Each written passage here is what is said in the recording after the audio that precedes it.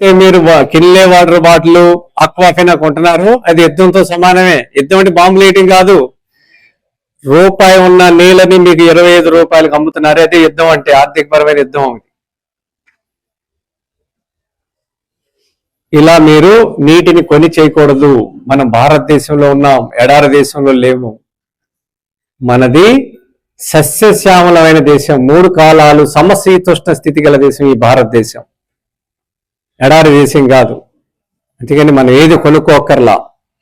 తర్వాత ఈ డబ్బా నీళ్ళు తాగుతున్నారు చూసారా, ఆ డబ్బా నీళ్ళు మీరు తాగమాకండి. డబ్బా నీళ్ళు తాగితే బోన్స్ అరిగిపోతాయి, కీళ్ళు అరిగిపోతాయి. మరి ఎట్లా బతికేది మేము?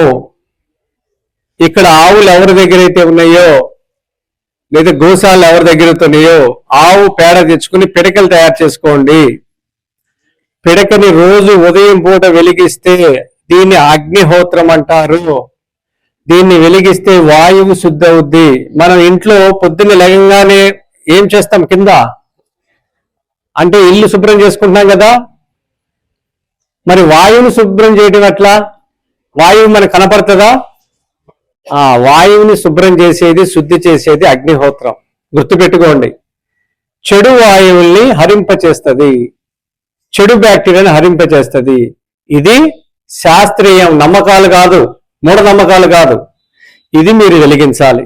ఇది నేను 16 సంవత్సరాలు చేస్తున్నాను. 16 ఏళ్లలో నేను ఒక్కరోజు హాస్పిటల్కి వెళ్ళలేదు, ఒక్క సింగిల్ టాబ్లెట్ వాడలేదు. నా వయసు ఇప్పుడు 56 సంవత్సరాలు. 56 సంవత్సరాల నుంచి నేను ఇలా ఉన్నాను. గత 16 సంవత్సరాల నుంచి వ్యవసాయం ప్రచారం చేస్తున్నాను. అనేక ప్రాంతాల్లో నీళ్లు తాగుతాను. ఈ రోజు కూడా వచ్చేటప్పుడు మా దిలీప్ గారు ఆ గుండంలో దిగి నీళ్లు పట్టుకొచ్చారు. ఆ నీళ్ళే నా ఫ్లాస్కోలో ఉన్నాయి.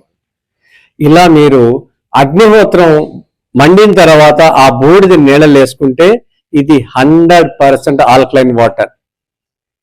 మీరు డబ్బా నీళ్ళు తాగుతున్నారే, ఇది 100% ఎసిడిక్ వాటర్.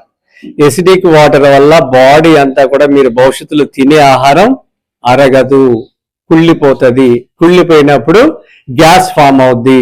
భారతదేశంలో 38% మంది గ్యాస్ ప్రాబ్లంతో బాధపడుతున్నారు.